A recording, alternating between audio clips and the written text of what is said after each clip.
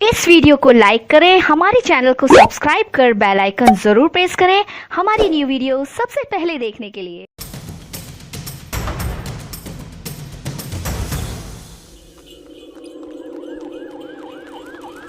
शहर में चारों तरफ दंगे मचे हुए थे। तभी शिवांश अपने दादाजी के साथ शाम को घोड़ा गाड़ी पर घूमने निकला था। सामने ही कुछ लोग प्रोटेस्ट कर रहे थे। तभी अचानक गोलियां चलने लगी। उनके घोड़े डर से इधर उधर भागने लगे। भाग दौड़ में दादाजी नीचे गिर गए और उन्हें चोट आ गई। दादाजी, दादाजी उठिए ना। दादाजी का सिर फुटपाथ से टकरा गया। खून ज्यादा बह जाने के कारण वहीं उनकी मौत हो गई। तभी से शिवांश खुद को अपने दादाजी की मौत का गुनाहगार मानने लगा। उसे हमेशा यही लगता रहता, अगर वो उस दिन बाहर जाने की जिद न करता तो आज उसके दादाजी जिंदा होते। अंतिम संस्कार के समय शिवांश ने सफेद कपड़े पहन रखे थे और अंदर ही अंदर वो गिल्ट फीलिंग से घुट रहा था। तभी भीड़ में से किसी ने कहा, अरे शिवांश, इसमें तुम्हारी कोई गलती नहीं है, खुद को इसका जिम्मेदार मत समझो। शिवांश खामोश था। उसके दादाजी पहले से ही मेंटली चैलेंज्ड थे। वे काफी सालों से अपनी पास्ट की दुनिया में जी रहे थे। शिवांश अपने दादाजी के काफी करीब था। उनके जाने का गम उसके मन में बैठ चुका था। उसके मन में मौत को लेकर कई सवाल उठ रहे थे। शिवांश खुद से सवाल करने लगा, क्या मौत ही इस दुनिया का असली सच है? क्या इस दुनिया को और इसके नियमों को बदला जा सकता है? क्या इस दुनिया में ऐसा कुछ भी है जो कभी खत्म ही ना हो सके? मैं इन सब सवालों का जवाब ढूंढ कर रहूंगा। शिवांश अपने सवालों की दुनिया में खोया हुआ था। तभी अचानक उस सड़क पर वक्त ठहर सा गया। हर चीज अपनी जगह पर रुक चुकी थी। हर चीज में सोने जैसी चमक थी। हवाएं भी थम चुकी थी। दौड़ते हुए घोड़े भी हवा में ही रुक गए। सड़क पर गाड़ियां भी रुक चुकी थी। शिवांश ने एक गाड़ी की खिड़की से दूसरी तरफ देखा। उस दुनिया में सिर्फ दो लोग थे। उसे एक लड़का दिखाई दिया जो गंदे कपड़े पहने एक किताब पढ़ रहा था और दूसरा वो खुद था। उसे उस लड़के को देखकर हैरानी हुई। ये क्या? ये लड़का तो बिल्कुल मेरे जैसा दिख रहा है, पर इसकी ऐसी हालत क्यों है? शिवांश उस लड़के को देखने के लिए आगे बढ़ा। हवा में बारिश की बूंदें भी कांच की तरह जम चुकी थी। वो खुद को उन बूंदों से बचाता हुआ अब भी उस लड़के को दूर से देख रहा था। क्या मैं सच में इस दुनिया में हूं या ये कोई और दुनिया है? आखिर ये सब है क्या? शिवांश उस लड़के को ठीक से देखने की कोशिश करने लगा। उसने काले रंग के कपड़े पहने थे जो उसके पूरे शरीर को ढके हुए थे। उसका चेहरा एक चाइनीज फेस मास्क से। उसने लंबी सी गाउन जैसी कोई ड्रेस पहन रखी थी। तभी उस दूसरी दुनिया की एक अनजान लड़की ने कहा, सब कुछ तैयार है? तुम अब भी यही चाहती हो? हाँ, ये जरूरी है। मैं तैयार हूं। दूसरी दुनिया की उस लड़की ने कमरे के पास से एक कागज का फरमान निकाला और उसे पढ़ने लगी। हम एक बार फिर उस समय के करीब पहुंच गए हैं जब अपना बदला लेने का वक्त आ चुका है। हमारी तैयारियां पूरी हो चुकी हैं। जल्दी ही हम आगे बढ़ेंगे। दूसरी दुनिया की बर्बादी का वक्त अब आ चुका है। अमर देवताओं की कृपा से आपको इन सब लोगों की जान बचाने के लिए चुना गया है। दूसरी दुनिया की लड़की के चेहरे पर एक सफेद और सुनहरे रंग का मास्क था। गहरे नीले रंग का गाउन पहन रखा था जो उसके शरीर के चारों ओर लहराता हुआ गिर रहा था। गाउन पर सुनहरे रंग की कढ़ाई थी। उसके हाथों में सफेद रंग के रेशमी दस्ताने थे, रहस्यमय स्पर्श दे रहे थे। शिवांश चुप था। उसने कोई जवाब नहीं दिया और नजरें नीचे करके खड़ा रहा। इसे समझो शिवांश, तुम तमाशा नहीं देख सकते। तुम्हें खास मकसद के लिए चुना गया है। तुम्हें अपने दुश्मन का पता लगाना होगा। आगे होने वाली खूनी जंग की वजह तुम्हें जाननी होगी ताकि तुम उसे रोक सको। शिवांश, अपने इस मकसद को पूरा करने के लिए तुम्हें अपने आसपास की हर घटना पर ध्यान देना होगा। तुम्हें अपनी ताकत बढ़ानी होगी। तुम अपना मकसद जानते हो ना? हाँ, मैं जानता हूँ। याद रखना, अगर तुम अपने मकसद से भटके तो सब कुछ बर्बाद हो जाएगा। इस दुनिया का अंत हो जाएगा। और अगर हमने ये जंग जीत ली तो इस दुनिया के लिए एक सुनहरे भविष्य की ओर जाने वाले सभी रास्ते खुल जाएंगे। तो क्या अब हमें शुरू करना चाहिए? इतना कहते ही वो दूसरी दुनिया की लड़की गायब हो गई।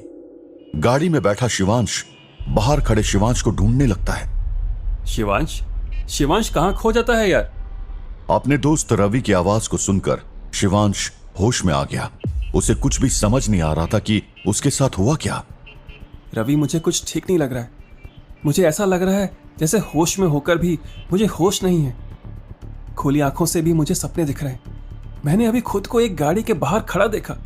मैंने जब उस गाड़ी की खिड़की से बाहर देखा तो मैं एक बगीचे में बैठा हुआ था। उस बगीचे के सारे पौधे सूख चुके थे और फिर अचानक मैं यहाँ हूँ। शिवांश, कैसे बातें कर रहा है? अब तू क्या दिन में सपने देखने लगा है? अरे यार, मैं कोई मजाक नहीं कर रहा हूँ। वहां एक लड़की थी जो मुझसे बातें कर रही थी। अब बस कर यार, क्या मजाक किया जा रहा है? ये सब बकवास बातें हैं। मजाक नहीं कर रहा हूँ यार। मैंने सच में खुद को देखा। मैं एक किताब पढ़ रहा था और तभी वहां सब कुछ थम चुका था। बस बिका शिवांश, कितना मजाक करेगा? देख, सूरज सिर पर है, तो प्लीज दिन में सपने मत देख यार। मजाक नहीं है, बात मान यार मेरी। ओ सॉरी यार। तुझे पता है हम कब से यहाँ बैठे हैं? बैठे बैठे अचानक तो होश ही खो बैठा। मैं तो डर ही गया था। तू ठीक है ना? हाँ, मैं ठीक हूँ। बस थोड़ी थकान महसूस हो रही है। अच्छा, वैसे तुझे नींद कैसे आई? बहुत सारी नींद की गोलियां खा चुका हूँ। दवाइयाँ खाकर मैंने 6.5 घंटे की नींद ली है। मुझे लगता है कि अब मुझे समझ आ गया कि ये सब क्या है। इतना कहते ही शिवांश ने बात को बदलते हुए मजाक करना शुरू कर दिया। हे भगवान, अब बस करो। 12 साल हो गए हैं। आप ये क्या खेल खेल रहे हो मेरे साथ? इतना कहते ही शिवांश ने अपना चश्मा उतारा और अपने हाथ में पकड़ी किताब के पन्ने पलटने लगा। रवि, मुझे लगता है शायद मैं पागल हो चुका हूँ। अब ये बेकार की बातें सोचना बंद भी कर यार। अच्छा, एक जोक सुनाऊं क्या? तू और जोक रहने दे, तेरे बस की बात नहीं है। कैसा दोस्त है यार तू, हमेशा मेरा मजाक बनाता है। हट, मुझे नहीं सुनाना कोई जोक। अच्छा सॉरी ना यार, मैं तो मजाक कर रहा था। चल सुना अपना जोक। अच्छा तो सुन। एक आदमी है जो एक टूटे फूटे घर में रहता है और अपनी जिंदगी में पूरी तरह बोर हो चुका है। उसे अपने परिवार और दोस्तों से भी बात करना अच्छा नहीं लगता और वो अपनी नौकरी से भी बोर हो चुका है। तभी वो एक दिन फैसला करता है, अब बहुत हो गया। एक मिनट, ये कोई सुसाइड वाला जोक तो नहीं है ना? अरे यार, तुझे ऐसा क्यों लगता है कि मैं सुसाइड की ही बात करूंगा? अरे लगेगा क्यों नहीं। आजकल तू मौत को लेकर इतने डरावने जोक्स जो सुनाने लगा है। अच्छा ठीक है, ये कोई सुसाइड वाला घिसा पिटा जोक नहीं होगा पक्का? तो फिर ठीक है, आगे सुना अपना जोक। एक दिन वो आदमी फैसला करता है कि हर हाल में उसे अपनी कंडीशन को सुधारना होगा। वो फैसला करता है कि इसके लिए वो अपनी सोल को एक शैतान को बेच देगा। इसके लिए वो शैतान की पूजा करता है। वो शैतान को खुश करने के तरीकों के बारे में पढ़ता है। अब वो शैतान की पूजा के लिए एक अंधेरे बेसमेंट में जाता है। एक सेकंड, तूने तो अभी कहा था वो एक टूटे फूटे घर में रहता है, तो ये बेसमेंट कहां से आ गया? अरे यार, जोक ही तो है, मान लेना बस। इसके बाद वो शैतान की पूजा शुरू करता है और मंत्र पढ़ने लगता है। लेकिन वहां एक नहीं बल्कि 4 शैतान आ जाते हैं। शैतान आपस में उसकी आत्मा को लेने के लिए लड़ने लगते हैं। तभी एक शैतान उससे कहता है, तुमने बहुत बड़ी गलती कर दी है। तुमने हमारा वक्त बर्बाद किया है। पहले वो आदमी डरता है, लेकिन फिर वो शैतानों से डील कर लेता है। इसके बदले में शैतान उसे अंधेरे की शक्तियों को कंट्रोल करने की पावर देते हैं। इन शक्तियों की मदद से वो उन सभी लोगों को कंट्रोल कर सकता था जिनसे वो नफरत करता है। इन शक्तियों से वो सबको कंट्रोल कर सकता था। शिवांश कहानी सुना ही रहा था कि उसे रवि की परछाई के साथ एक और परछाई दिखाई दी। पहले तो शिवांश को लगा कि वो उसका भ्रम है, पर उस परछाई ने अपना आकार बदला और वो परछाई ऐसे लग रही थी जैसे वहां कोई योद्धा तलवार लिए खड़ा हो। अचानक से वो परछाई और बड़ी हो गई, जिसे देखकर शिवांश भी सकते में आ गया। हे भगवान, क्या ये कोई जोक है? मुझे नहीं लगता ये कोई मजाक है। ये बहुत ही बकवास था शिवांश। बस कर यार, तू और तेरे ये जोक। इतना कहकर रवि वहां से जाने के लिए खड़ा होता है, पर शिवांश उसे पकड़कर वापस बिठा लेता है। मुझे नहीं सुनना कोई और जोक, जाने दे मुझे। अरे नहीं सुना रहा, बस थोड़ी देर ऐसे ही बैठा रहे मेरे साथ। दरअसल शिवांश अकेले नहीं बैठा रहना चाहता था और रवि को उस परछाई के बारे में बात कर डराना नहीं चाहता था। अचानक से वो परछाई रवि के पीछे वाली दीवार पर पहुंच जाती है, जहां वो एक मिरर के रूप में बदल जाती है और शिवांश को दिखाई देती है एक काले कपड़े वाली औरत जो उस मिरर से बाहर आना चाहती है। ऐसा देखकर शिवांश की आंखें फटी की फटी रह जाती है। थोड़ी देर बाद रवि वहां से चला गया और उसके साथ वो दीवार वाली परछाई भी गायब हो गई। अमृत्यु शैतान के साथ एक डील कर रहा है। वो अपने घुटनों के बल शैतान के सामने हाथ जोड़कर खड़ा है। शैतान भयानक था। उसकी लाल चमचमाती स्किन आग की तरह जलती हुई लग रही थी। उसकी आंखें बहुत गहरी थी जो अंगारों जैसी जलती हुई दिख रही थी, जिसमें नफरत और क्रोध झलक रहा था।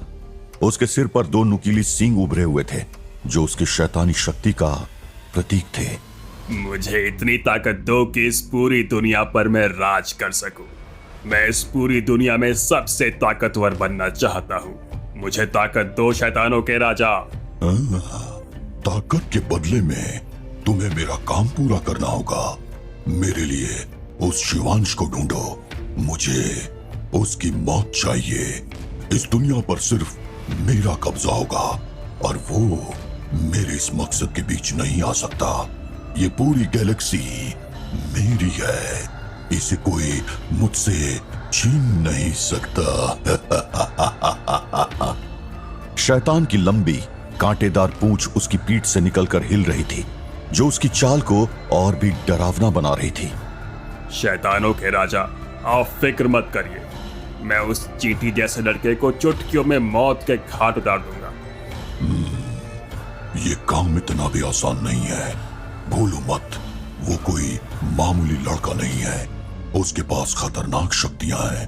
अगर उसे अपनी शक्तियों के बारे में पता चल गया तो उसे रोक पाना हमारे लिए बहुत कठिन हो जाएगा। इससे पहले कि वो अपने पावर्स को कंट्रोल करना सीख ले, उसे मारना होगा। शैतान राजा, आप ये काम मुझ पर छोड़ दीजिए। लेकिन याद रखना, उसे तुम्हें एक इंसान बनकर ही मारना होगा। ध्यान रहे, उसे तुम्हारे बारे में भनक तक न लगे। अगर तुमने कुछ भी गड़बड़ की तो तुम जानते हो तुम्हारे साथ क्या होने वाला है।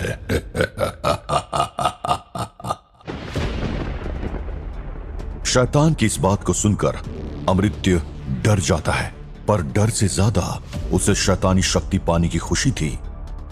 जाओ, अब मुझे इंतजार करना बिल्कुल पसंद नहीं। जल्दी से उस इंसानी लड़के की मौत की खबर लेकर आओ। शैतान के इतना बोलते ही अमृत्यु वहां से चल दिया। शिवांश को अभी अपने पावर का अंदाजा नहीं था, इसलिए क्या अमृत्यु शिवांश को मारने में हो जाएगा कामयाब, या शिवांश कर लेगा अपनी शक्तियों पर काबू? जानने के लिए सुनते रहें